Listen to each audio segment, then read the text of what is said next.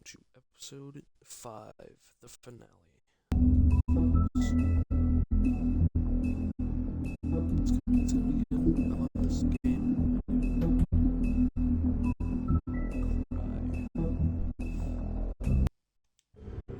I mean, your eyes and the teeth.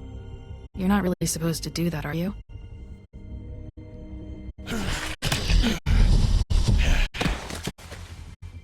Not if I can avoid it.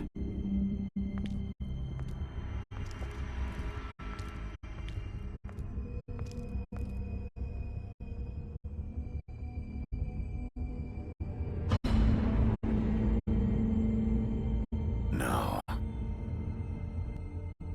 Holly's sister, Lily.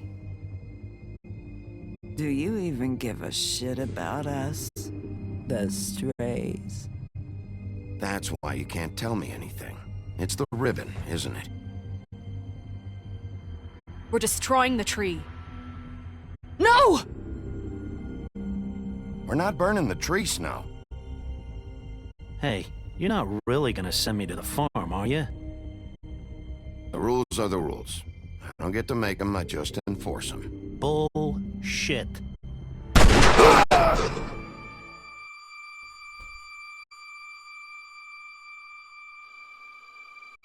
Oh God, Bigby! This time was no joke. Eat as many metal shellings as you see fit, but take just one more silver round near your heart, and the only place I'll be visiting you is the morgue. Bigby, wait. When you get the Crooked Man, make sure you bring him back alive. He has to stand trial. Why don't you have a seat, Sheriff? We have a great deal to discuss.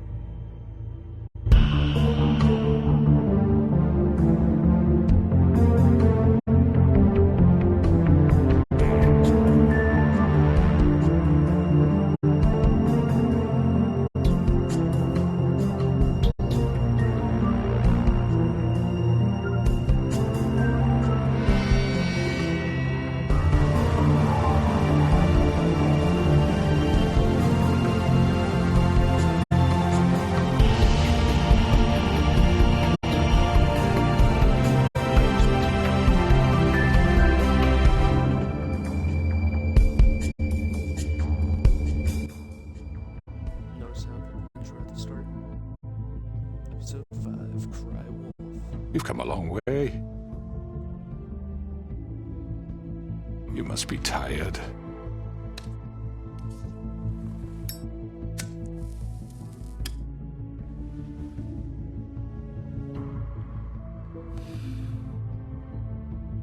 And if my envoys are correct, you haven't had a lot of rest recently. Please, Sheriff, relax for a moment, will you? Do you want a drink? Something to eat? Vivian makes a very nice, it's elegant. Really a carpaccio. It's lobster, sirloin. Don't misunderstand the situation here. We are not friends, and you're in no position to offer me anything. On the contrary, Sheriff. And I don't wish to contradict you here, but your initiative and mine have been friendly for a long while now. Ever since I came aboard these shores. You know, Fabletown's been very accommodating of my humble ventures. Yeah? Well, you can forget all that. It's over with.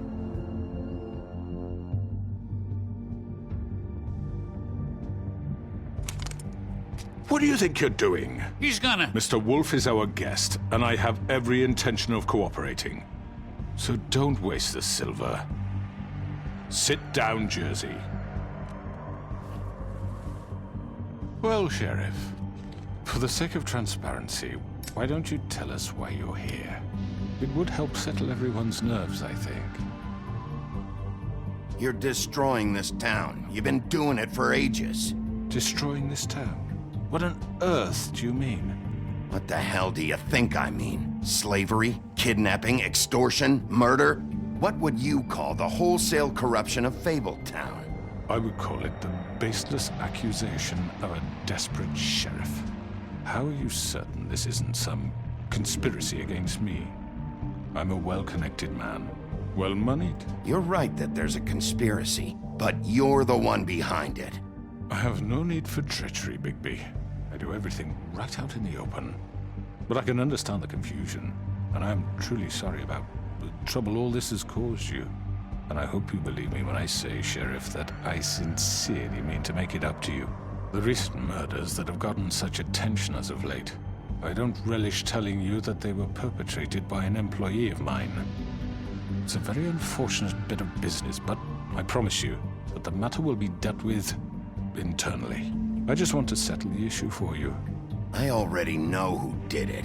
Forgive me, Sheriff, for doubting your acumen, but who do you think committed these crimes? It's been a long couple of days for you. It was Georgie, all right? Well done, Sheriff. I'm sorry I doubted you. However, like I said, I'd be handling the matter if you don't mind. Yeah, I killed him, so what? You should have just kept your nose where it fucking belonged. Get your hands off me! Look, the fact is, George here misinterpreted one of my instructions. Misinterpreted? And I want to make things right. So, let's work something out. What's there to work out? I'm protected, aren't I? Your protection has limits, and I think you've far exceeded yours. That you could murder someone in cold blood like that. You fucking asked me to do this! And then you told me attempt to to kill blame him. me for it. You will be silent while we discuss what to do with you. This is right bollocks, this! You're just gonna let him do this? So what do you say, Sheriff? Can we discuss terms? You can have Georgie. Consider it a gift, ensuring our continued cooperation. I think I'll be taking both of you. You're not taking me, you fucking ponce! What the fuck is this shit? You said you'd cover for us! For minor infractions, not murder. Just go with him, Georgie. You're gonna sink us all. What's wrong with you people? You're really gonna sell him out just like You that? think I give a fuck if I'm the one? Who the shit do you think you fuckers surrender. are? Get the fuck out of I do apologize, Sheriff, but I think it's best if you leave now. There's no way I'm going with him. Are you kidding me? Things are about to get unpleasant, and I would rather you weren't here to watch. You can go join that whore at the bottom of the lake for all I give a shit. But he's not taking me anywhere. I'll roll over on the lot of you before I let that shit happen. What are you saying? Yeah, what the fuck? You're gonna make sure we all go down this shitter with you? I'm running out of patience, Crooked Man. I don't have time to fuck around here. This could have gone so well. But you just had to complicate things. To speak the truth, I've never been a very good mediator. Why negotiate when you can just decide?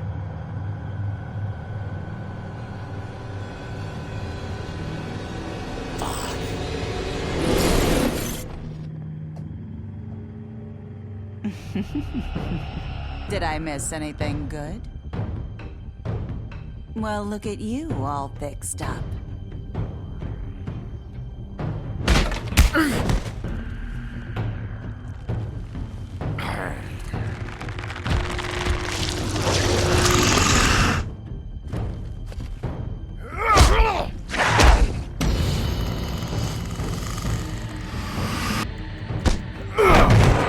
Take this!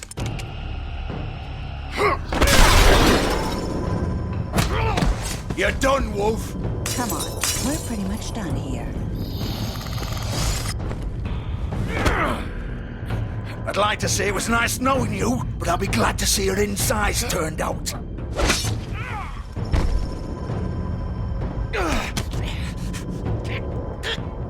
Come on.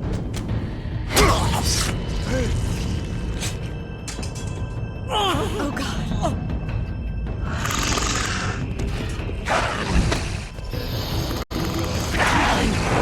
This way.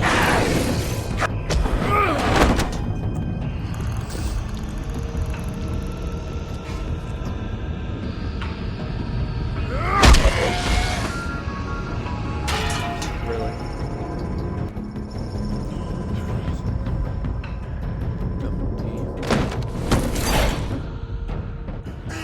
Come on, Georgie. Oh, shit! I know. I know.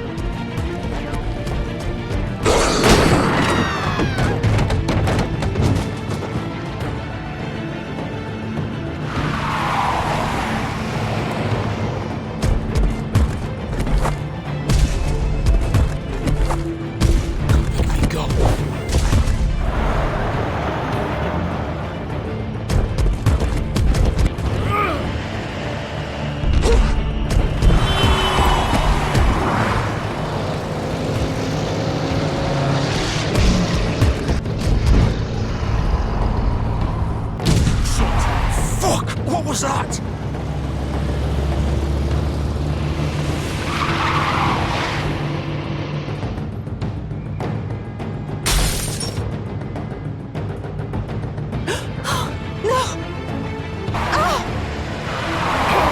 Take him off!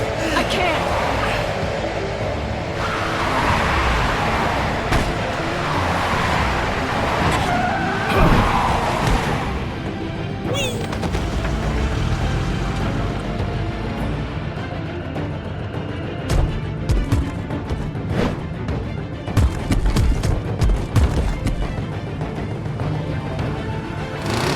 Gun it! Are you sure?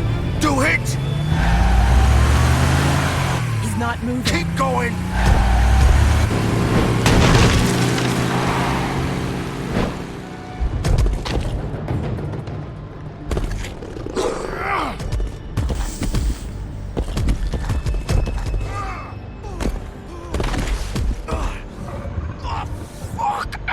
Come on. Right. Fuck it.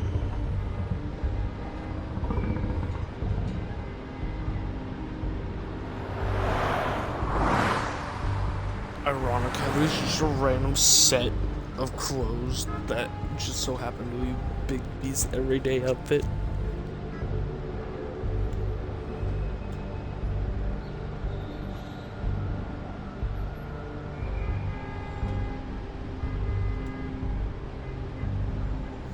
I just examine at the same time.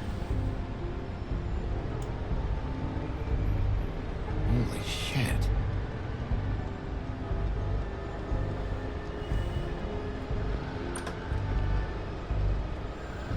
You should get that checked out, Georgie. Come on. We can't stay here. Hang on. I need a minute.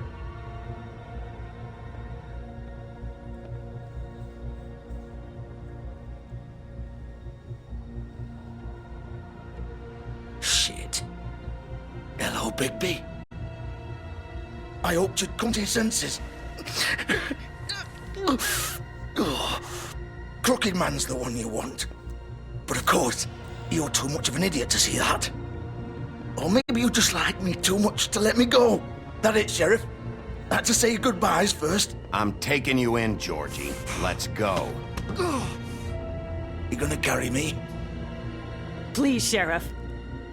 Haven't you done enough? Look at him. He's dying. Vivian, you don't know what you're doing. I'm trying to help you here. Just leave it alone. He wants to arrest you.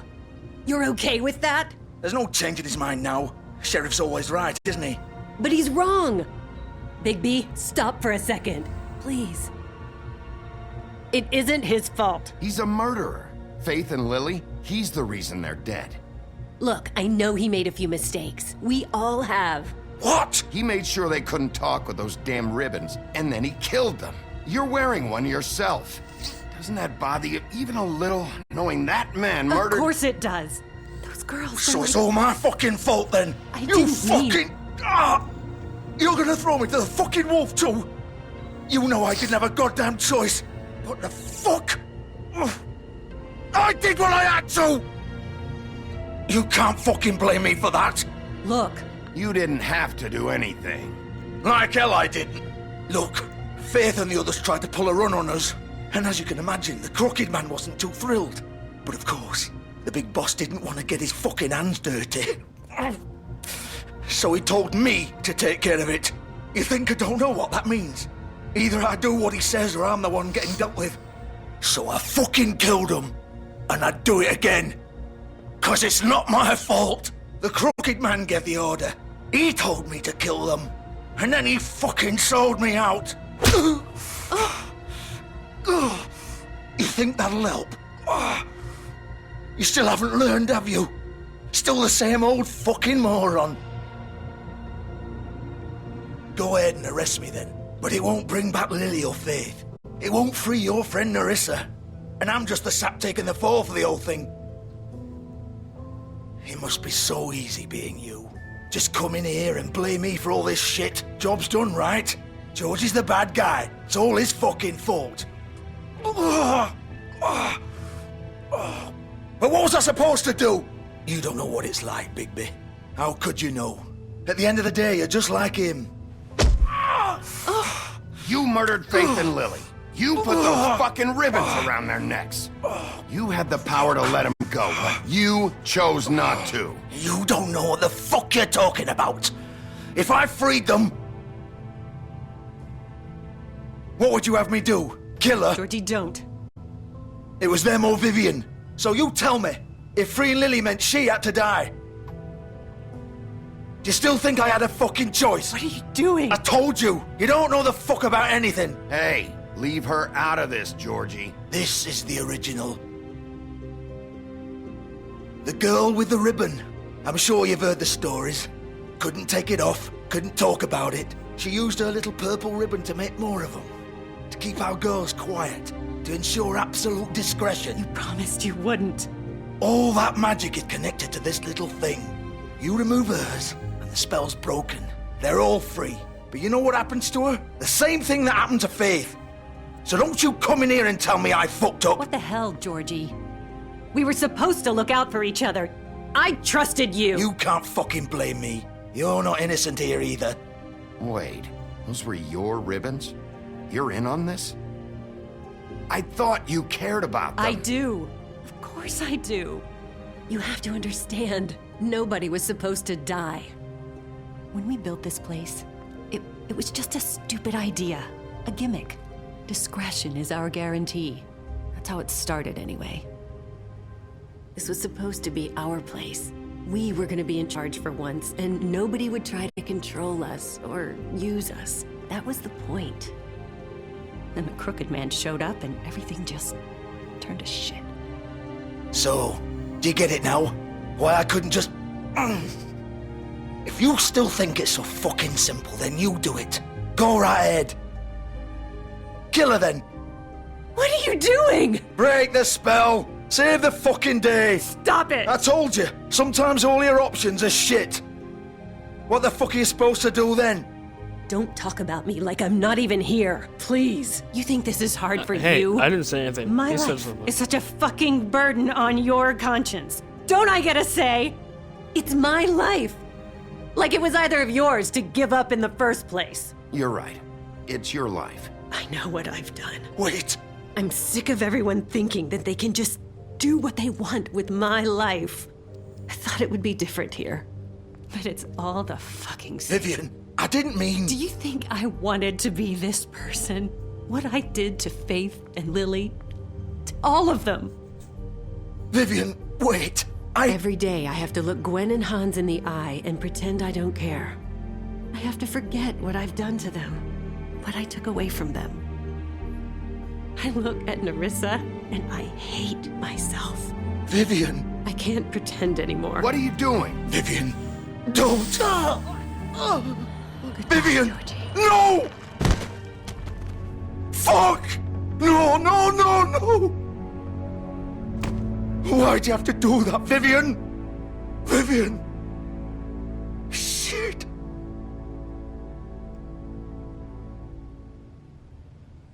Vivian, I didn't fucking mean it. I was just... Oh!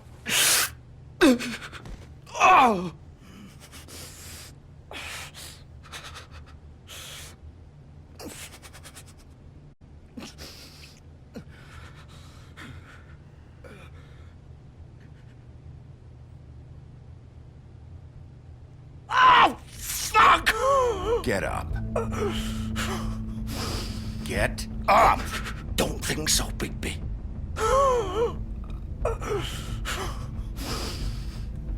Fuck. I'm gonna die here. I think we both know that. Just make sure you give the Crooked Man the same treatment when you find him. Really fuck him up for me, alright? He's gonna have it worse. Don't worry. Good. Old foundry by the river, alright? Shepherd Metalworks. He'll be there. Fucking asshole. You wanna finish me off now? Or do you plan to kick me around a little first? Rip my limbs off one by one? That's what you wanna do, right?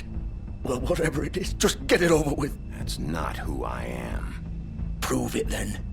No more games, all right? We both know how this ends. Just make it quick. Yep. I'll end your suffering. All right, Georgie.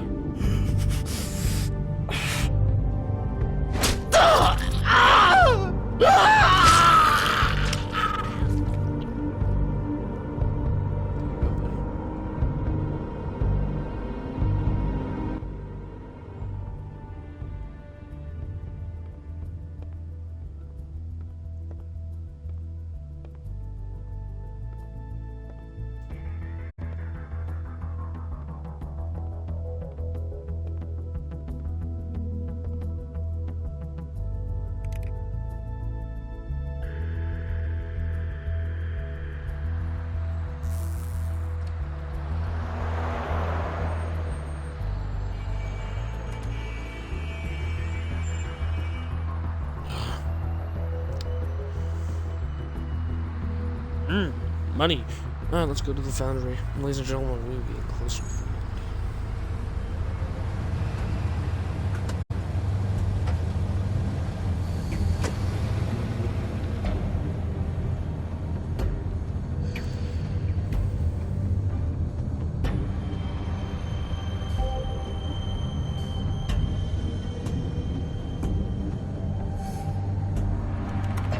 Of course.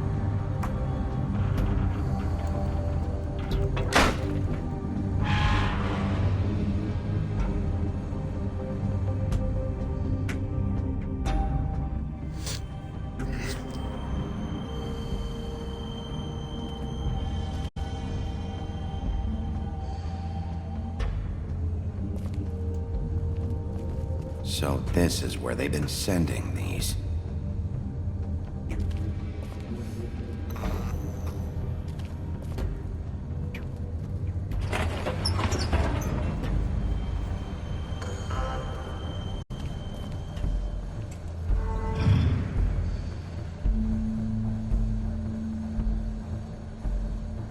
Bigby Wolf. The big bad wolf.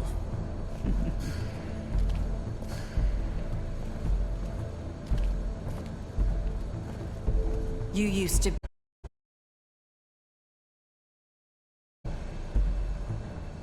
I assume this one's Lily.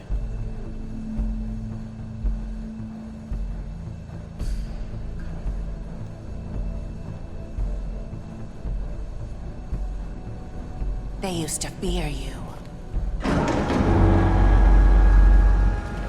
They'd hide anywhere their small, shivering bodies would fit.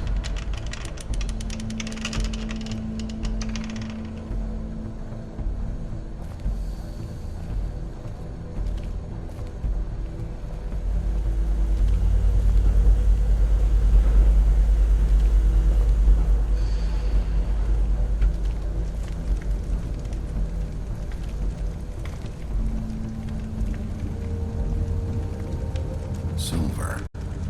The big bad wolf.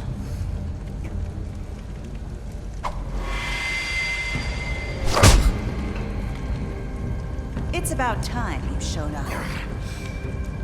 I had to take care of some things first. Little errand boy. That's nice.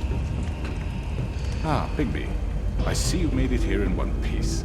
I do apologize, but I have some business to attend to. I leave you in the capable hands of my associate. Come find me when you've finished, dear. Don't worry. This won't take long. Get out of my way now. Don't make this worse. Aw, he doesn't want to play. I'm sure you'll persuade him. Cut this shit out! Didn't your mother ever teach you manners? Or was she too busy fucking whatever breeze drifted through town? Oh, come on! Is that the best you can do?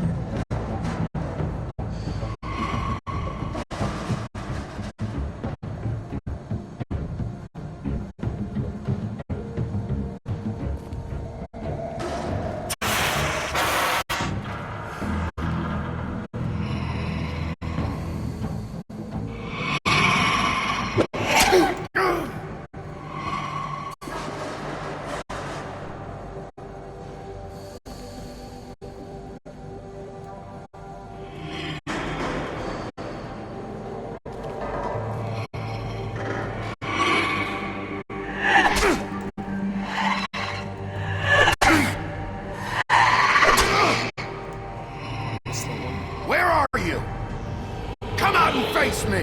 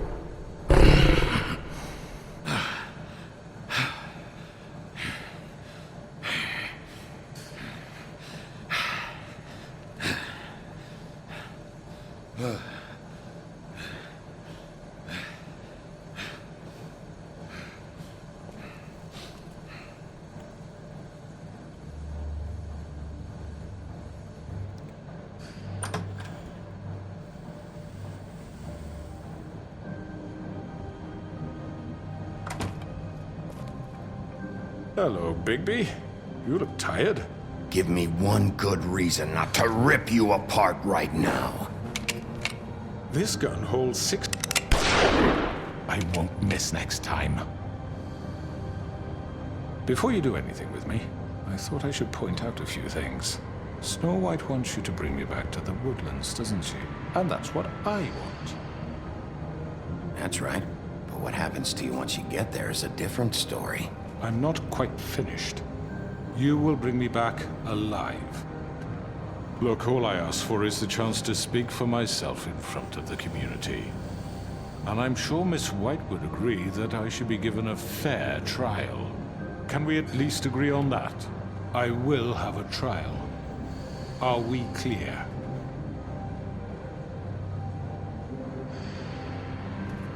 Look, there's no reason for us to be at each other's throats here. That's funny, coming from a guy pointing a gun at my head. This is just a precaution. I'm sure you understand. I'm no murderer, Mr. Wolf. I didn't kill those women. And I think you know that. All I'm asking for is a chance to explain my side of the story. Maybe you didn't carry it out, but I don't think Georgie was lying when he said you ordered their deaths. Georgie would have said anything to save himself. We'd both know that. I'm a businessman, not a killer. There's still a lot you have to answer for. And I will, as long as you agree to my terms. Because I'm not saying another word until I'm brought before the community. I don't mean to belabor the point, but just so we're clear, if you change your mind and decide to do something stupid, you won't get your answers. But you will have a difficult time explaining yourself to Miss White and the rest of this miserable town. You're often reckless, and I worry you're not thinking of the... Let me ask you an honest question. What do you really care about here? Where this case is concerned, I mean. Do you really want the truth? Or do you just want to look like the hero? Because those are two very different things. You're smart, I'll admit that. So what I just don't understand is why you're here. I mean, you want to catch your killer, right? Georgie. He's dead, isn't he? My point being, the killer has been dealt with. You've won. You really think I'm that stupid? I understand you have an obligation to bring me in, but you can brighten up a little. It's over. So, shall we get going? I'd rather not dawdle. All right, let's go. Hand over the gun. I think I'd rather hold on to it, if you don't mind. What do you say? Hey!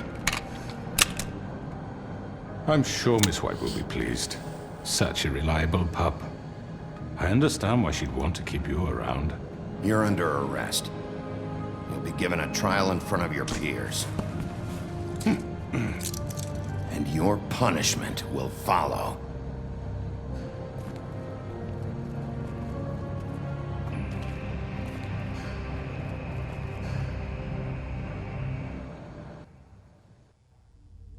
I know. But we have to do something. Are you fucking kidding me? When is this thing happening? Are we sure he's coming? Yes, you'll have an opportunity to... He's back. The Crooked Man. Thank God. Motherfucker. Are you okay? It's been hours. We were worried you'd run into some trouble. At the Crooked Man's place. You didn't make it easy. It doesn't matter. He's here. We got him. We can talk about it later. You did well, Sheriff. I'm surprised. Not that you did well, but that, you know. I'm just glad you made it back in one piece.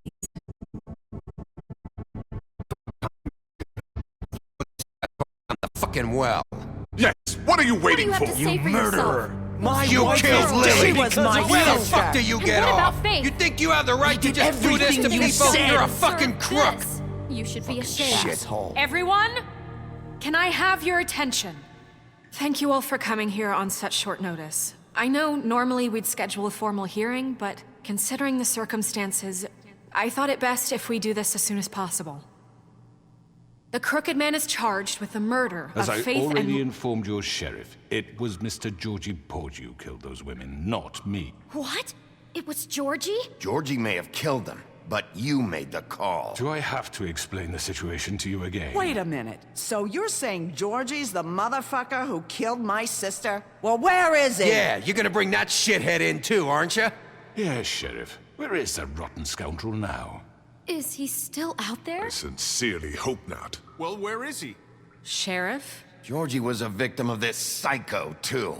He was pushed into the whole thing, and now he's dead. He's... what? Dead. So you see, the culprit has been punished.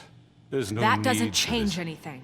We'll deal with it later, but right now, you're the one I'm concerned with. You called the shots. Georgie made that perfectly clear. In which case, you still have a lot to answer for. I And was I told don't... I would be allowed to speak. We have to read the rest of the charges. What other charges? Let her finish. Then you can have your say. Got it? If you insist. You are charged with the murder of Faith and Lily, which Georgie carried out on your order, inciting violence against various members of the Fabletown community, including the attempted murder of Sheriff Bigby Wolf. Twice. A misunderstanding. Aiding and providing monetary support for the forced prostitution at the Pudding and Pie. Additionally, you are charged with multiple counts of fraud, extortion, racketeering, and the illegal possession and sale of magical artifacts. And resisting arrest. Oh, yes. Now, is there anything you would like to say? First of all, I had nothing to do with Faith and Lily, so you can strike that one from your little record book. Bullshit! Like hell you didn't. Stop the charade. We know you're in... Everyone just shut up for a minute. You wanted a chance to talk? Well, go ahead. What? We all know he's guilty. What the fuck does he need to speak for? The Crooked Man has committed crimes against this government and, most importantly, its citizens. These charges, if proven, are enough to justify death, upon which your body will be committed to the witching Where it well. fucking belongs. That's So right. let's get But on we with it promised then. you a chance to defend yourself, and I won't rob you of that right. What the You're fuck? really going This to let is him about talk? justice. If we're ever going to pull ourselves together and make something of this town, we have to start doing things correctly. No more snap judgments, no more secrets. We are going to treat everyone fairly, even when they don't deserve it. This is ridiculous. You have the floor. Thank you, Miss White. You've all met Georgie. I don't have to tell you what kind of person he was. He was a total scoundrel, lacking in any sort of moral fiber. I hired him as a favor to his family, you see. A promise kept to a dying mother. Oh, Are you gonna jeez. get to your point or what? Georgie was working for me, yes. But he was not acting on my behalf when he killed those women. It was his business. And for whatever reason, I'm sure only he could understand, he murdered 2 of his most faithful employees. I had nothing to do with it. Tell This the is such fucking bullshit. truth for He's once. always been a bit of a powder keg. It was only a matter of time before something like this happened. Georgie seemed pretty convinced he didn't have a say in the matter.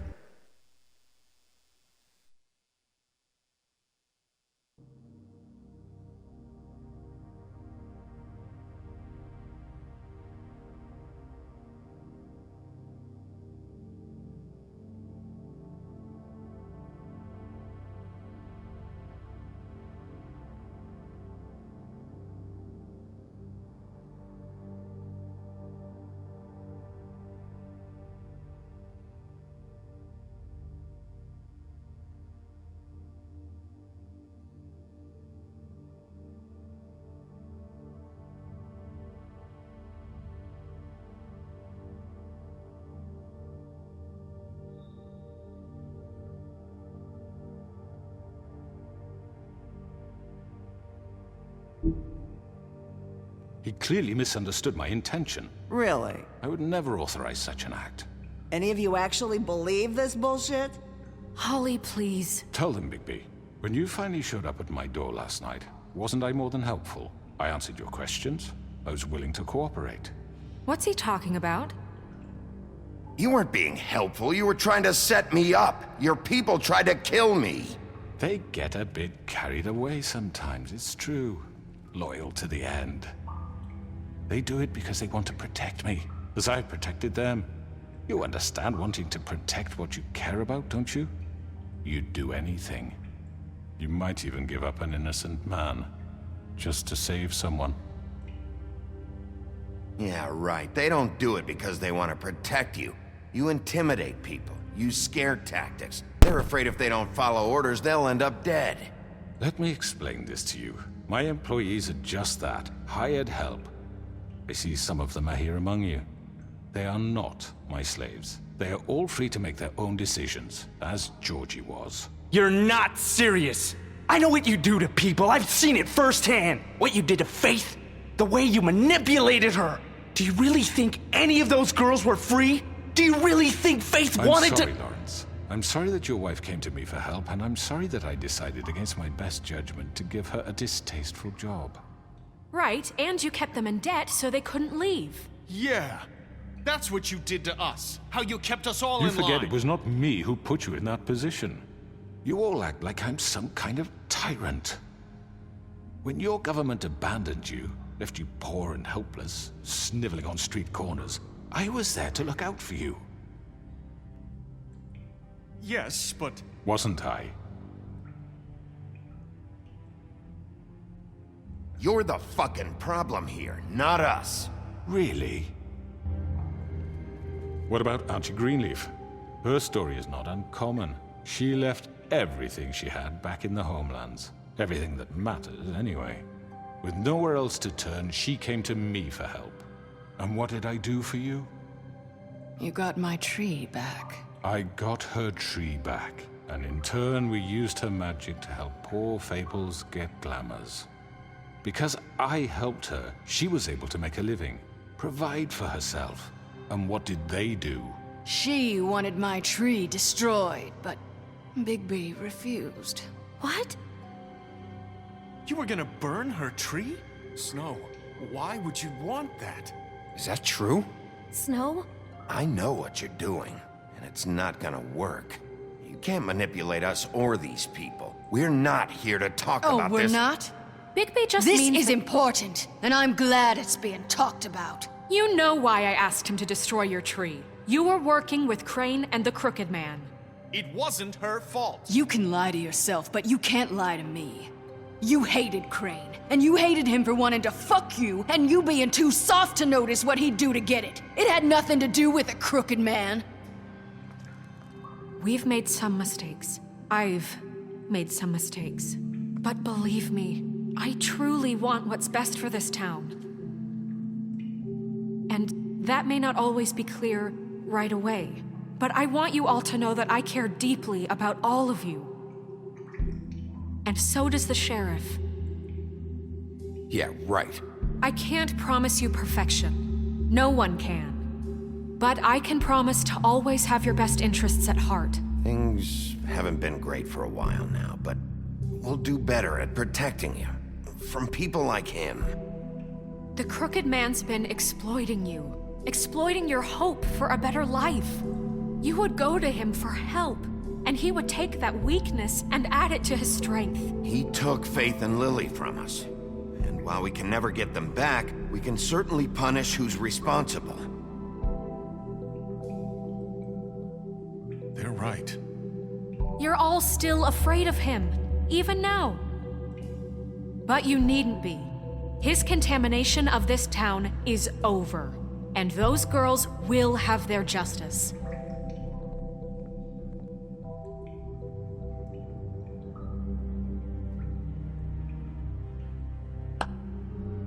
Very good, very good. The sentiment is surely appreciated, Miss White. But it doesn't disguise the fact that these accusations are completely unfounded. The sheriff simply doesn't have a particle of evidence linking me to the... Georgie was working for you. Bigby got a confession A confession that nobody heard. Now, I'm no barrister, but I think such a statement would carry more weight if Bigby weren't the only one to whom Georgie spoke. Especially given Bigby's history. What are you talking about? Snow? And what about your history? All you've done to this fucking town? What do you mean there's no evidence? Maybe he's... I mean, this doesn't feel right, how we're doing this. I just Of need... course it's right. This man tormented all of you for profit. Georgie Let me killed just them. make sure I understand you. You're trying to say that I'm responsible for what Georgie did because he was working for me at the time, yes? Yes. Of course. Will you just shut the fuck up already? It's okay. Whatever you're getting at, get to it. If I'm to blame for Georgie's mistakes, shouldn't Miss White be held accountable for Bigby's actions as well? Like what? How about the way he treated poor Tweedledee when he was in your custody? He was beaten to mashed apples while under your watch. Under my watch. Maybe he's right. That was Bluebeard, not me. He was a murder suspect. Besides, Crane was still deputy mayor when that happened. Right before you decided to kidnap him. It was for his own protection. Oh, you're right, dear. Crane was in charge. Sometimes it's hard to tell the difference. That's enough. So, you won't answer for your employees' behavior, but I must perish for mine. This is completely different. I did not order those two girls dead. It simply never happened. Georgie killed Faith and Lily. End of story. They want to scapegoat me for their own tangled ends, but they refuse to answer for their own crimes. This isn't right. Oh, please. This isn't the point. We'll deal with them after we deal with you. Everyone calm down. This isn't I the mean, a reason we're certain level here. of privilege should be afforded to... This is how it's always been. This is what I'm talking about. We lashed our ropes to this diseased world, and ever since, which one of us has been there for you? Who filled your lives with the promise of more? Who was there while they idly played in their towers, judging you, treating you as mindless children, too stupid to command your own destiny? Without me, who will pay your rent when you're on the verge of eviction? Who will dare challenge their brutality when it leaks to our dear citizens? Who will protect you from the big bad wolf? Who will be the... Bigby! Miss White! Excuse me, dear. I wanted to make sure I had the chance to say something. Why don't you take a moment to catch your breath, little What's one? she doing here? I'd like to... I need to say something. We're kind of in the middle of something. Of course. Go right ahead. You probably don't remember me. I don't know why I was afraid to come My here. dear, I don't Just know shut up! You enslaved us for years. Let us hear stories about what you do. Told us we would lose everything if we stepped just one toe out of line. And we couldn't say a word about it because of these damn ribbons. But you know what? Now it's my turn to talk. How are you? I found Vivian's body. Did you kill her? Did he? Sheriff, this is highly irregular. Vivian killed herself back at the Pudding and Pie. I'm sorry, I don't think Nerissa! My name is Nerissa. It's okay, my dear. It's going to be just... He ordered them dead. This fucker. Faith and Lily. That's a lie. I was in the goddamn room when he did it. Faith and Lily are dead because of you. The only two people who ever gave a damn about me. And this just confirms it. He made Georgie do it. It was always him. Georgie would have never done anything without his say-so. Ever. You're going to take the word of a stupid... At least 5 other girls will back me up on this. We all heard you say it. Did you now? Looks like we found our evidence. She saw it firsthand. He's guilty. Good enough for me. Me too. So that's it, right? Calm down the witching well. Nah, that's too fucking easy for a crook like that. What do you mean? He's gotta pay for what he did. Listen to yourselves! You're all rats, fleeing from one sinking ship to the next. So quick to latch onto whatever will keep your miserable lives afloat. This is how you want to repay all I've done for you. What, you take 2 people's lives away and now you want mercy? You're done talking, crooked man. You had your chance. Well done, then. Now, for your sentence. We don't have to become murderers. What are you talking about? He's guilty. I know that, but we don't have to kill anybody. We can imprison him. Lock him up forever. Somewhere he can never hurt anyone again. How can we be sure he won't escape? I can help. We'll use magic. That's not good enough. Maybe There will she be has a more point. if he isn't Hasn't there stopped. been enough bloodshed So we already? get rid of It's him. dangerous. Get him out of We here. can send him away. Everyone, listen up! Clearly, we're having trouble agreeing on a suitable punishment, so I think This is going nowhere. Someone needs to make a decision. Who? I hope you aren't suggesting yourself. You should have a vote. Make it democratic. Do you really think that's going to work? He's right. Nobody can agree on anything. What about Bigby? What about him? He was appointed. He's the only official representative, really. He should be the judge. That makes sense to me. I guess it does. Okay. Fine. Are you sure? This isn't how It's what the people want, Miss White. Okay, Mr. Wolf, it's your call. Noah. Just do what you think is right. Yes, Sheriff. Do what you think is right. Everyone, I'm not this way.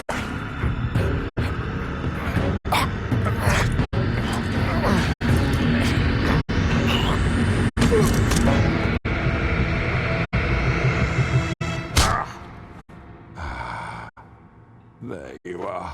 I hope you all remember this moment. Think of me when you try to sleep.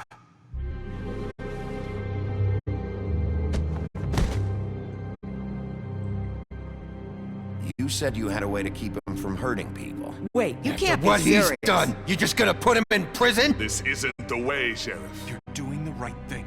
Yes, there's a way. All right, do it.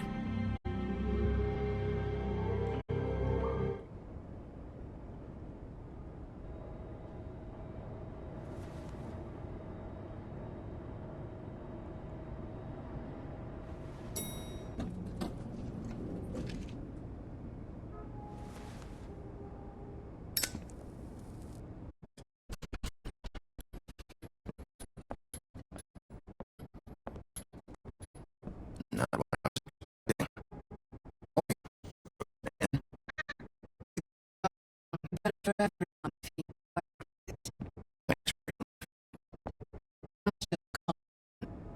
Hey, Sheriff. Are you gonna come see the truck off? We're leaving for the farm in a few. Thought you might want to. I don't know. I'll be down in a minute. Okay, great. This fucking line.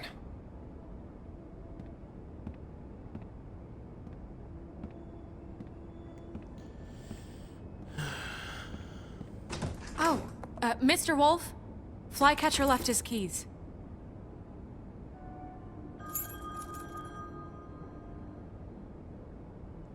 Right. Thanks. I'm sorry, Sheriff. I have to take care of this. We'll talk later, okay?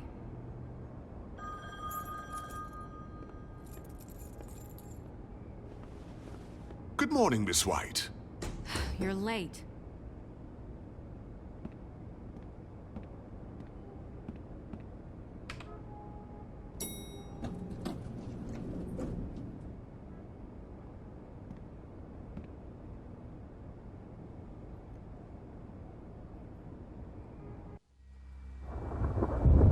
I haven't seen Toad for a bit.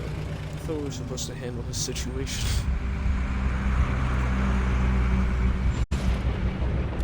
Oh, I wasn't. I'm going! Jesus! We only have like 5 minutes. Then carry me for fuck's sake! I don't give a shit! You forgot these. Oh, thank you. It's been pretty busy around here. Morning, Sheriff. Nice fucking day.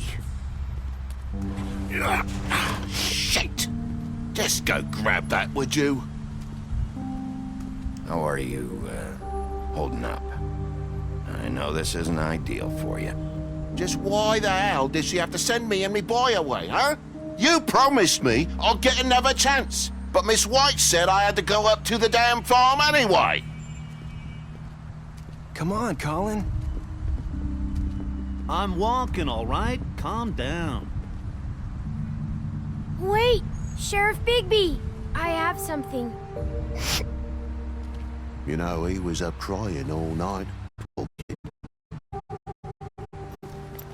Can you give this to Miss White, please?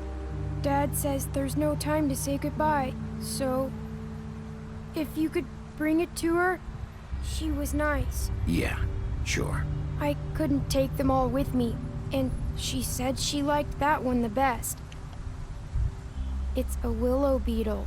That's a big one. They're cool, 'cause when they're little, they have these pouches that squirt juice at you if you touch them.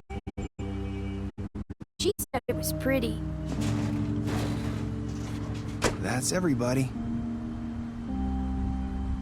What's it like at the farm?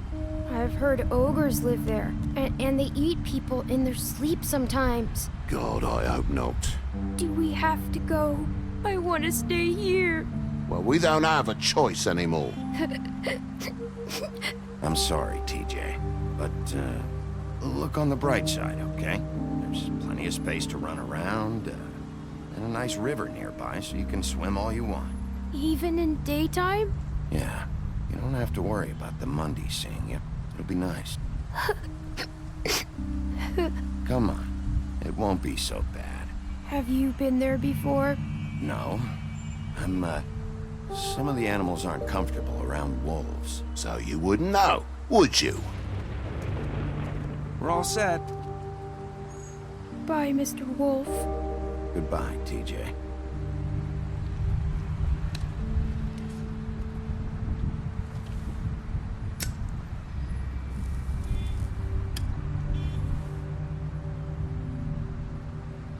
I'm sorry, Colin. You got another one of those? How about a smoke for the road?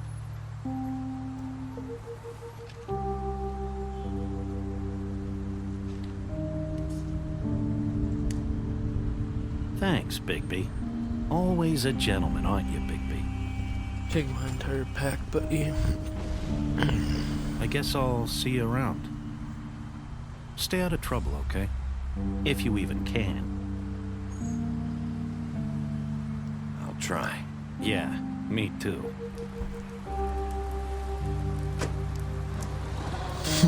He's going to the farm. Saying goodbye? It just knows he was in there.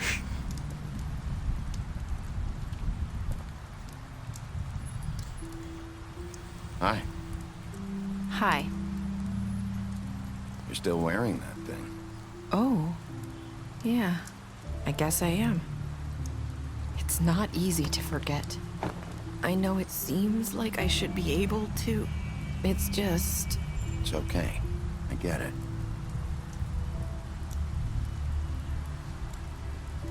Listen, I came here because I have to tell you something. What is it? It's about what happened to Faith and Lily. I'm not sure where to start. Faith, Lily, and I, we had this plan. We were gonna find a way out. Leave the pudding and pie for good. But then Faith decided to get some leverage. She stole a picture of Crane and Lily together. The minute Faith stole that photo, we had dirt on one of the Crooked Man's allies. If he found out, I had no choice. You have to understand. You've seen how they kept us quiet in that place. Can you imagine the lengths they go just to silence someone who had physical evidence? It's okay. Just calm down. I freaked out, okay? I thought if I came clean to Georgie, he'd get the Crooked Man to leave us alone. We could just forget the whole thing. Maybe try again in a few years. You what? So I told him everything. And I begged for mercy for all of us. I didn't want anyone to die over a picture. You were just trying to protect them. Yeah. Georgie promised he'd smooth things over with the Crooked Man. But then, oh God,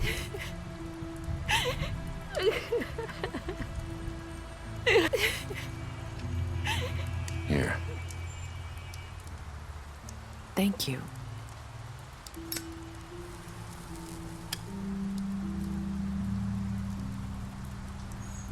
I don't know what happened, but that night at the club, Georgie came back and told me things had changed. He had to make an example of us. We had committed treason. And while the two of us were sitting there, as he was telling me this, Faith walked in, and I had to watch while Georgie... Wait, so Georgie told you all this? Not the crooked man? Back at the well, you said... I know what I said. But it wasn't the truth, was it? What does it matter? I know the crooked man did it. So what if it wasn't the whole truth? It was true enough. I guess it worked out in the end. I can't hold that against you. I know he ordered their deaths. I wasn't gonna let him get away with it because of a stupid technicality. Especially after... that night, after Faith. I tried to warn Lily, but she wasn't with her scheduled appointment. So I did the only thing I could do. I left Faith's head at your doorstep. You? I walked her over here, and I left her. So, that piece of fabric I found near there, that was you? Yeah, I cut my leg trying to get over the fence. You started all this. I just pointed you in the right direction. People like us get forgotten all the time. The Crooked Man was counting on that. When we suffer, we do it in silence, and the world likes it that way. We just fade, like we never existed. I couldn't watch that happen to Faith, or Lily. Nobody cares about us. Not really. It's going to be different now, I promise. Things like that won't happen anymore. Not while I'm around. You'll make things right. You and Snow. I don't know. Seems like no matter what I do, it's just not enough for her, or anyone. I just can't win with these people. I know it might feel that way, but they need you, Bigby. Both of you. You two make a good team. The way you look out for each other, and look out for us. You don't see that a lot these days. Look, Bigby. Could've sworn I hit a button. After everything you've done for us, maybe they don't want to admit it, but without you, none of this would have happened. You listened when no one else would. You knew when to show mercy, and you brought justice to this town. Finally. Because you brought the Crooked Man in, everyone saw who he really was. So from where I'm standing, you did the right thing. You've been given this job for a reason. And I left Faith at your doorstep because I knew if anyone stood a chance against the Crooked Man, it was you. I've been making a lot of mistakes lately. But you've also done a lot of good. Don't forget that. You've changed this place.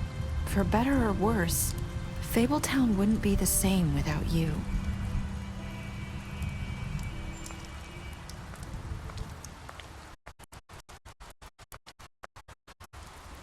You're not as bad as everyone says you are.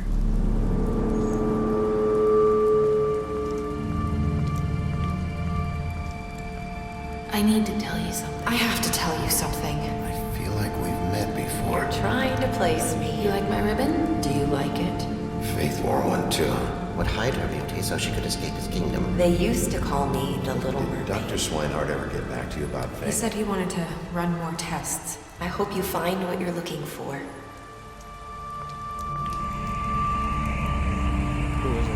I'll see you around, Wolf. It wasn't a choice.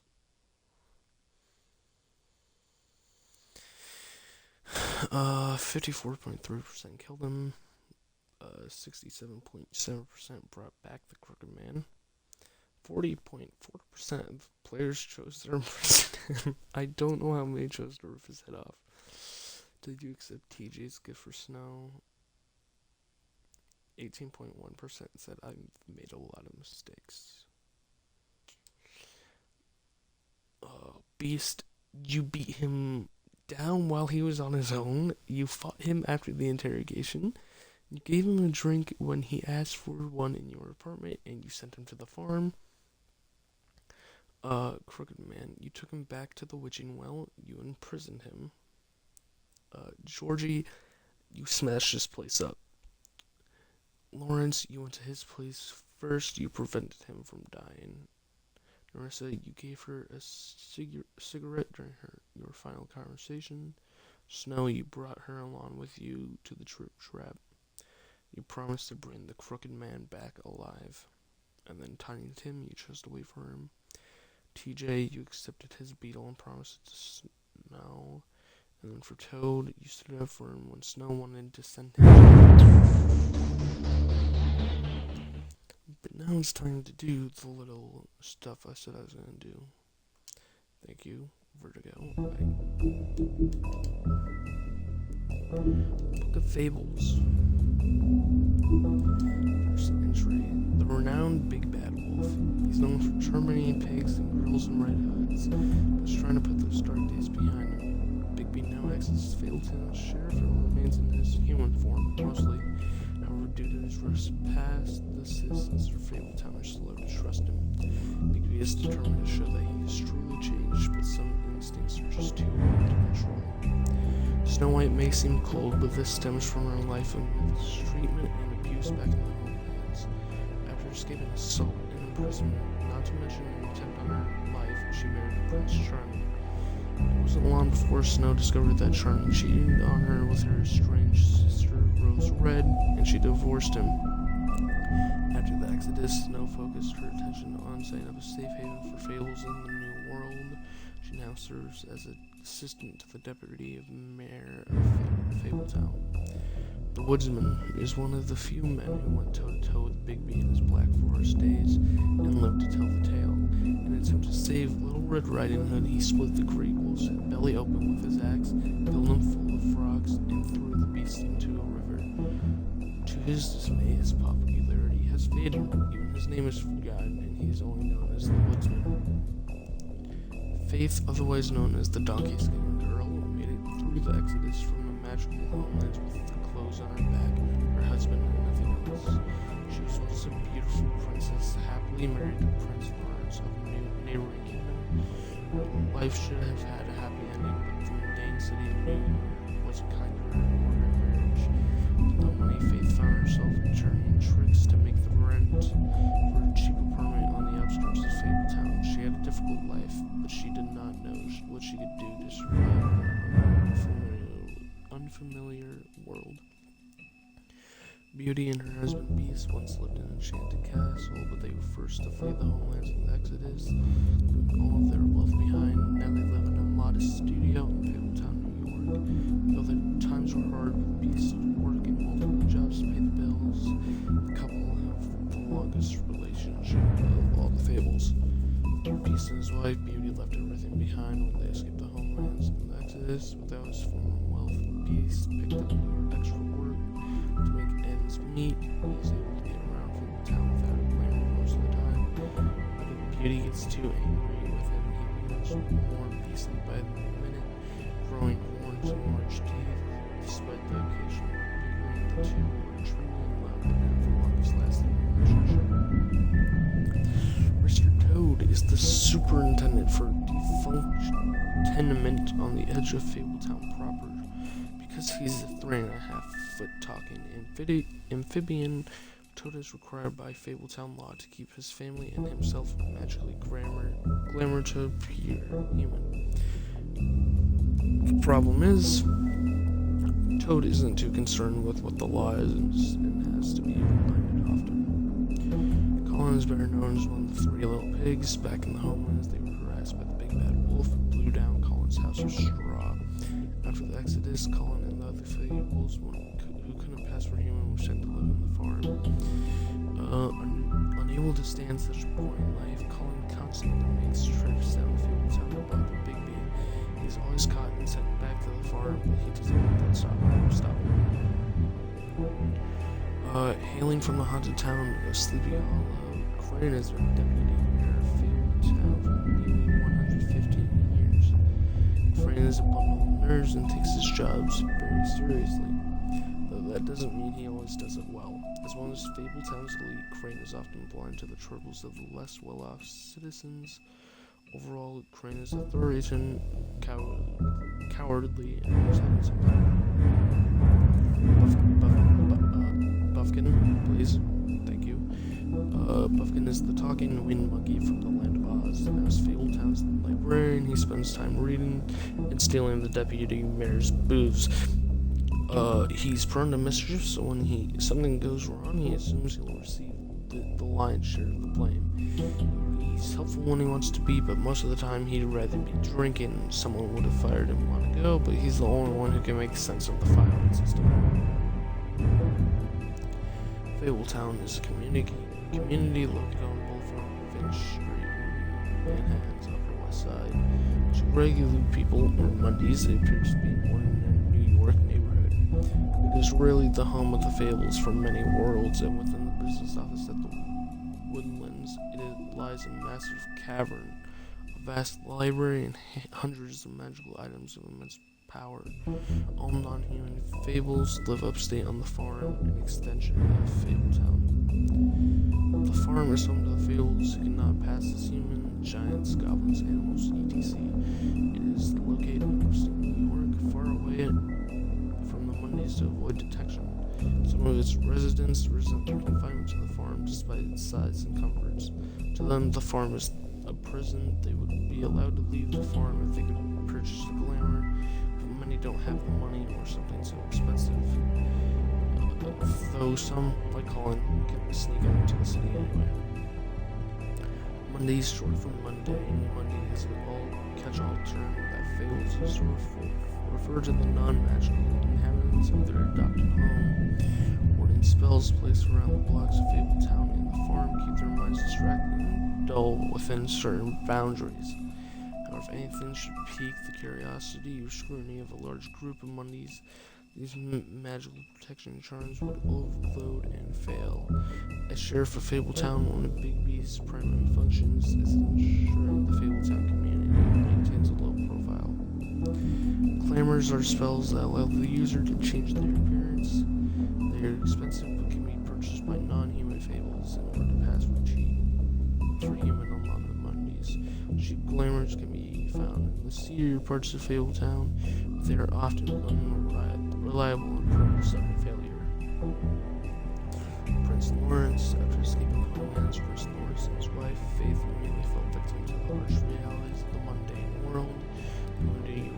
New York, having to find aid and community of fellow fables, but without enough money to live in Fabletown, they had to settle on an apartment on the outskirts of the neighborhood. Unfortunately, that meant they were out of sight and out of mind when it came to assistance. No prospects dwindling, Faith left Lawrence to try and make it on her own. Now without his wife for support, Lawrence struggles to motivate himself and quickly sinks into depression. The Tweedle brothers, Dumb and Dee, are thugs for hire. They appear human, allowing them to carry out their contracts in the Monday world without drawing suspicion. They are inseparable as they are ruthless.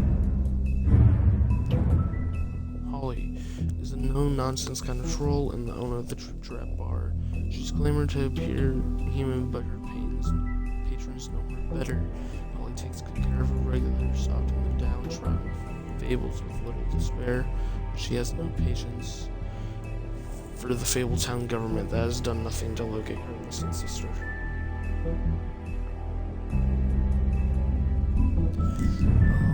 Grendel just wants to be left alone. In the old days, he terrorized the Norse meat halls, but lately he can be found occupying a stool in various quiet Dundee bars around New York. He hates the noise of the city, but must work there to afford his glamour. Despite his gruff bearing, he's fiercely loyal to those who've learned to offer him the space and silence he desires. Talking to him is like watching a time bomb tick down. It's only a matter of time. Bluebeard managed to escape the homelands with his riches intact. It continues to be one of the wealthiest fables in New York. The Fabletown government government depends on his generous contributions, and he often uses his influence for his own benefit. As a former serial killer, he claims his days of decapitating his brides are over, but even if he was able to live his violent ways in the homelands, that hasn't stopped him from making an occasional trip down crooked lane. Bigby's mercy. In the days leading up to the Exodus, the Big Bad Wolf hunted armies of men and goblins in the Black Forest. These invading forces had driven off the great beasts, preferred the quarry, and their own flesh was one with corruption, hardly a suitable replacement. He made his game to destroy their camps, devour their night watchmen, and disrupt their supply trains while sparing their prisoners. One day he broke their ranks and discovered a particular woman they had captive. Her skin was white as snow, but her hair was dark as the night sky. He approached her, and she, knowing no sword could match the giant wolf's power, bravely placed her shackles in the beast's mouth. He freed her, but years would pass before the two met again in the new world. Long ago in the homelands, the North Wind fell in love with a blazing white she-wolf. Taking canine form, he courted her and stayed by her side for 2 seasons. However, the wind by nature must change direction, and North's temperament carried him back to his wintry castle. The she-wolf was heartbroken, and soon after her lover fled, she gave birth to a litter of cubs, including one that became the Big Bad Wolf of the Bloodwind. Watching his mother die of sadness and unrequited love, young Bigby Wolf swore vengeance against the capricious North Wind. 7 times the beast journeyed to the great castle, but was no match for the elemental might of his father. Having failed to taste vengeance, he swore to think no more of his dead mother or loathsome father. Buried hatred, however, seldom forgotten. Ichabod's denial. During his days in Sleepy Hollow, Crane fell in love with a wealthy young woman named Katrina von Tressel. She was beautiful and very rich, but that meant she also caught the attention of another suitor, Abram Brom Van Burt. As Ichabod's rival, Brom planned massive pranks and wanted to humiliate the often superstitious school teacher. Despite Brom's plots to win Katrina over, Ichabod believed he would be chosen as her favorite. After a party at her father's home, Crane proposed to Katrina and was very quickly rejected. He immediately rode off in shame and was never seen in Sleepy Hollow again. According to Crane, he was chased out of town by the Headless Horseman, but in reality it was probably just another one of Brom's pranks. Bluebeard's Mercy. After a long line of mysterious marriages resulting in mysterious disappearances, Bluebeard's last wife in the homelands was naturally suspicious of him. One day he departed on business, leaving her alone in his estate. He gave her free reign of all the rooms, but made her promise not to open the closet on the ground floor. She defied him and of course discovered the location of the missing wives. Bluebeard returned, and he knew he must kill her before she revealed his murder secret. She persuaded him to allow her a moment to pray, which he reluctantly granted. This small mercy gave her brothers time to arrive and rescue her, and Bluebeard's crimes were exposed.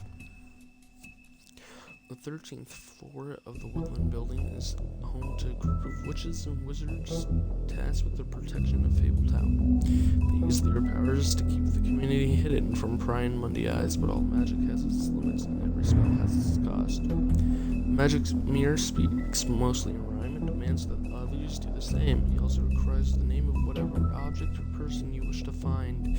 If you follow these rules, the mirror will show you a glimpse of whatever you want to see, but nothing more.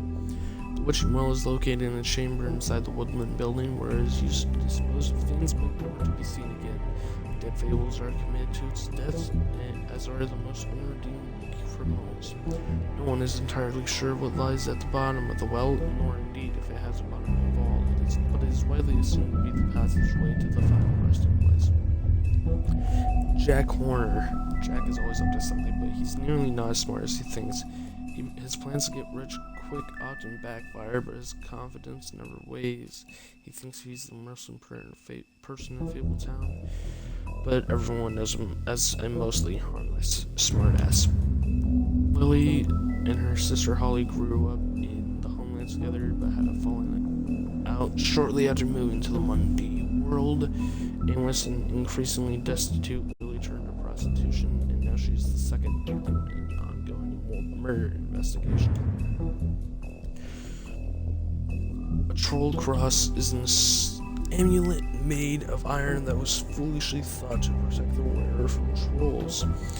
Lily acquired hers while wandering through the wilderness, searching for something to eat. She came across a human, but before she could devour him, he held the troll cross out and shouted back that you troll ever enjoyed a tasty snack. Lily plucked the cross from the dead man's hands. After Exodus, she wore the troll cross constantly as a reminder of better days. Georgie runs the Pudding and Pie, a strip club that also caters the unmentionable desires of Fabletown citizens. He is trying just about everything there is to try in pursuit of worldly pleasures, but none of it satisfies him for long. He does seem to enjoy pushing people's buttons. He takes pride in his nightclub and doesn't react well to anyone meddling in his affair. Clever Hans always does exactly as he's told. However, he often misunderstands his instructions and ends up hurting himself or behaving oddly, as in the case of his noted fable, where he threw sheep's eyes at his wife. Unsurprisingly, she left him, and now Hans works as a bouncer at George's club. He hopes to dance on stage one day, but for now he's content sweeping and making sure the crowd doesn't get out of hand. Neresa's story never had a happy ending. She's known as the Little Mermaid, the young girl who gave up her tail for a pair of legs in hopes of winning the heart of her handsome prince. When he married a princess instead, Neressa was left heartbroken. She made the journey to the Mundy world, hoping for a better life. Now she dances the Pudding and Pie, but each step she takes feels like walking on shards of glass. She has very little left, but finds some comfort in the company of her fellow dancers. Troll funeral rites. The gaze of the great Mother Death is always upon us. Beneath her affectionate eye, we fight our battles. We nurse our wounds. We shout our victories.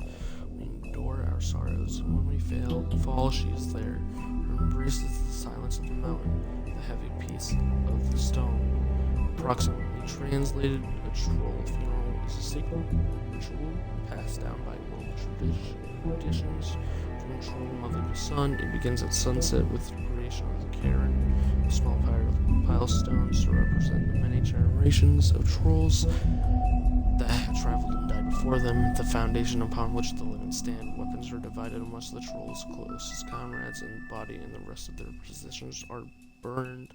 And though each viewer must speak to the life of the lost, the eulogy's candor would make a Mundy blush. Vivian, much of Vivian's past is unknown, since she prefers not to talk about her life back in the homelands. She wanted to start afresh in Fabletown, but she finds herself working for Georgie at the Pudding and Pie. It's not a terrible life. Georgie took a liking to Vivian, so he doesn't make her take jobs at the open arms. Instead, she plays hostess and helps Georgie ensure complete customer satisfaction. Swinehart is the resident Fabletown musician, so skilled in the art of instrumental surgery that he can safely operate on himself. He served as an army medic for many years, sometimes using his talents to impress the locals. He currently runs the special research section of the Knights of Malta Hospital, so named to discourage people for investigating what is actually a reserved, fables-focused health facility. Flycatcher, a former prince turned to frog by a witch, the friendly, genial Flycatcher now carries the nickname as an unsuitable reference to his propensity for catching and eating flies. His wife and their children were brutally murdered back in the homelands, a fact he attempts to deny by himself by committing to a series of endless tasks and janitorial duties. The Headless Horseman, thought to be the spirit of a particularly fearsome, especially macabre German military contractor. The Headless Horseman lost his head from cannon fire during the Revolutionary War, was famous for hounding Crane one night in the woods of Sleepy Hollow. It is rumored that this phantom is only the most recent incarnation of the primordial demon. His previous forms included a middle-aged chieftain who brandished a whip made from human bone and a Scottish lord who was decapitated in a fight over strips of land. The Trip Trap Bar is the oldest bar in New York City. The Trip Trap was established in 1725 and seafood by Starcat, the legendary Viking in Roper Day, as a place for fables to meet and drink and commiserate. Known then as the Grammarian's Tavern, he eventually lost in a bet to a tribe of mountain trolls who quickly renamed it and made it their own. Holly is the current proprietor, having inherited it from her mother when she died in a boating accident in the early 20th century.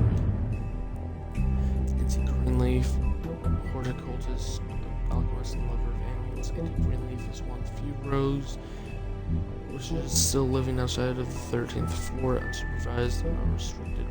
Rumored to have lost a daughter in the homeland, she suffers paranoia and depressive mood swings and will only venture outside at regular hours under the guise of an ethereal white deer, an oft-whispered specter of Brookhaven natives.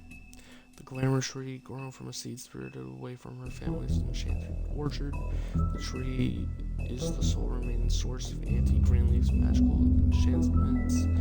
Its bark is used for glamour tubes, its leaves are crushed for ointments and spells, and its twigs and sticks can be used as rods for a variety of insane purposes.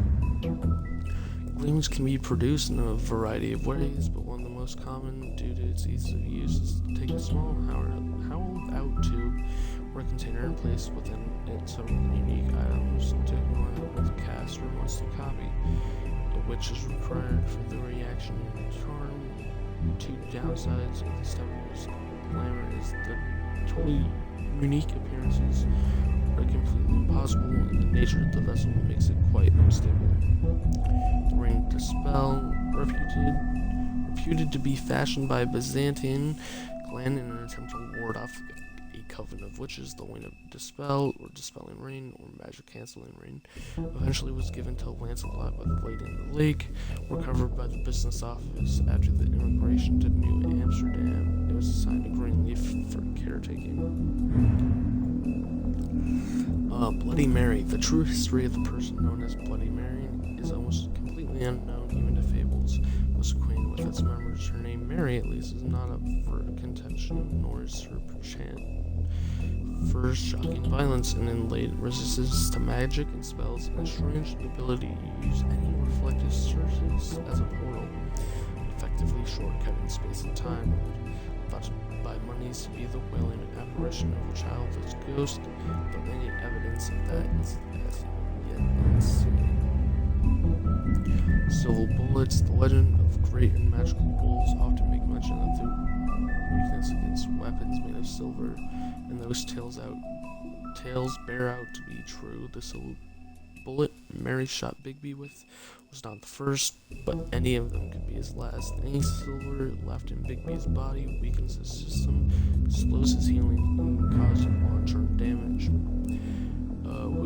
Acting deputy with Crane out of the picture and King Cole still absent, the task of leading Fabletown falls on Snow's shoulders. She's performed many of the job's duties for a long time, picking up the slack for Crane, but now that she is fully in charge of the business office, she has to deal with a new level of politicking she had not previously been exposed to. Donkey Skin Coat. Only the true beautiful will fully understand the power of a coat that makes its wearer appear ugly. It has the power to be invisible while still being seen. Fortunately, its value can also be hard to see, but it is still a magic coat, and to some collectors that is enough. Briar Rose, one of the few fables to find fortune in this world. Briar Rose has even turned her weakness into strength. When her fingers pricked, it not only puts her to sleep, but also those within a certain radius of her slumber. This can be a powerful tool, and it's just one of the ways the Sleeping Beauty is more than just a brave face. If only she didn't need a kiss from a prince to wake her up. The Jersey Devil. Not all of the fables who came to this world landed in Fabletown. There are those who scattered across the farthest corners of Earth, and there are those who simply prefer the Garden State to the Empire State. such as the Jersey Devil. Reports of its appearance have varied, although most accounts make mention of leathery wings. An encounter with a certain axe of legend some years ago has temporarily rendered that feature absent. Woodsman's axe. Much as a simple tool for felling trees, the axe became much more when it was ensorcelled. The druids and marked with their runes, but it truly became an object of legend when the woodsman used it to slice the big bad wolf from nape to neck in protection of Little Red Riding Hood. It may carry old world charm, but its simplicity of design and quality of workmanship make it an effective tool or weapon even today. Johann. His name is often said in the same breath as that of the baker and candlestick maker of Fabletown, and like those other tradesmen, Johann the butcher's storefront has served Fabletown for ages. Fresh cuts, exotic meats, and even sides of beef for the vigorous appetites of ogres and trolls. But Johann's business has fallen on hard times and fallen in with the wrong crowd as the quality of his products declined and his business turned into a front for the crooked man. Someone started to wonder if they ever really knew Johann. One might think that Bluebeard donates funds to Fabletown government for nefarious purposes, seeking special favors or to have a louder voice in government proceedings. But what he really wants is stability and strength, because as far as Bluebeard is concerned, Fabletown exists to insulate him from the Mundy world, and as much as his money can be a sword, it also serves as a shield. The Crooked Lair, occupying a desanctified church, and this is just one of the many locations the Crooked Man's operation uses to run the Fabletown world. It is a lounge atmosphere mixed with a comfortable meeting place unless you are an unwelcome guest. It is completely boarded up to the outside world, and the only way in is through one of the many portals marked by a door with the Crooked Man's Catherine wheel icon scattered throughout the city and elsewhere. The Crooked Man has slowly built himself into one of the most powerful figures in Fabletown. His operation started with a crooked sixpence and a crooked house, two things he cared about more than his wife or children, whom he killed rather than let them stand in his way. In his rise, the Crooked Man has ensnared many fables in his criminal web, providing them with what they need, but always at a high cost. He is cunning, persuasive, and ruthless. Tiny Tim, while most fables theorize that their longevity and overall well-being is improved by the Mundy world's knowledge of them, for a select few, that term does not apply. When a malady or injury is an integral part of a fable's story, then that notoriety can make recovery nearly impossible. That's what Tiny Tim thinks, at least, and no medical care or magic, rather not that he can afford, can heal his leg.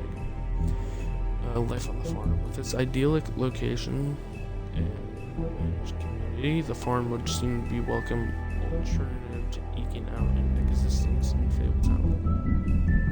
But those who live there see it very differently. They see it for what it is, a prison, a place where you are free to be who you are and do whatever you please, except leave. It doesn't help that while fables who appear human do not have to worry about being sent to the farm, they always seem to fill the leadership roles there.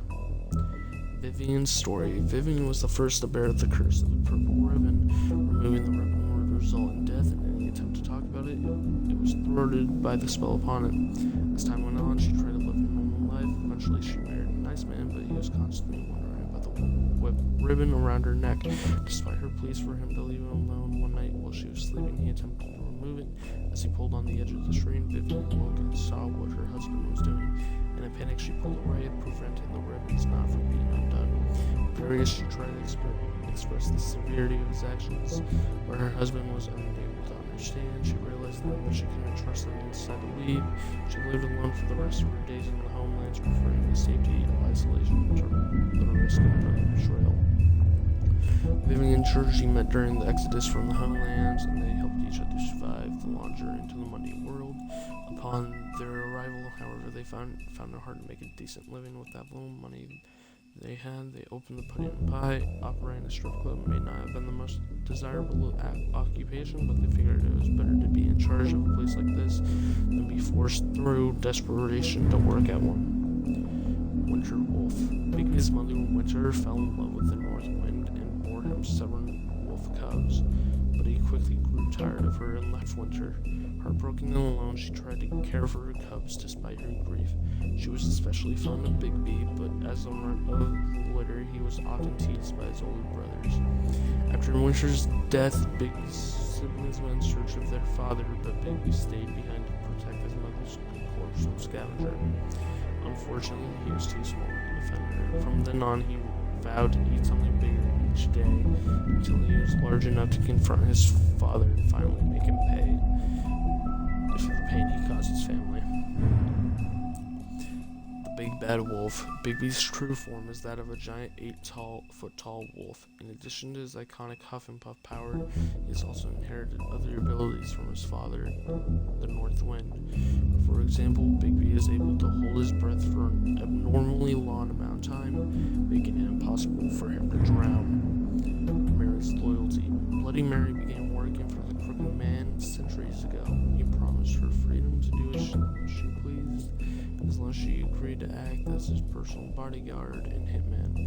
Because of the Crooked Man's power and influence, Mary never had to worry about getting caught by the authorities. She enjoys her job immensely and would defend the Crooked Man to the death, mostly because she finds it fun.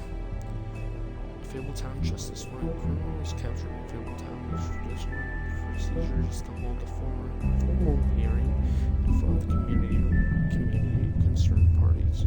However, exceptions are often made to expedite the process. In reality, there aren't any hard and fast rules for these types of situations, and the extent to which policies are upheld can depend on who's been in charge. With Crane out of the picture, Mayor Cole has officially appointed Snow White as the Director of Operations and Deputy Mayor in his absence. Many would say this promotion is a long time coming since she was instrumental in the establishment of Fabletown and personally ensured that many Fables made it to the New World safely. She has also been doing the work of Deputy Mayor unofficially for years. Sheriff Bigby, after fleeing the homelands, Bigby Wolf spent many years wandering through Europe. With the fabled colony quickly developing in the New World, Snow White and Feathertop tracked down the wolf and offered him passage to Fabletown. He agreed, and Snow cut him with a lycanthropy stained knife to give him power to change into human form. Will. Bigby became the sheriff of Fabletown, making Cole's administration. Because of his violent past, many Fables didn't trust him, and he was banned from ever setting foot on the farm. To this day, he struggles to redeem himself in the eyes of the community. And that is every single Book of Fables entry. That took us 30 minutes to get through. It was a lot of reading. It was. But hey, we did it. I'll see you all in the next game.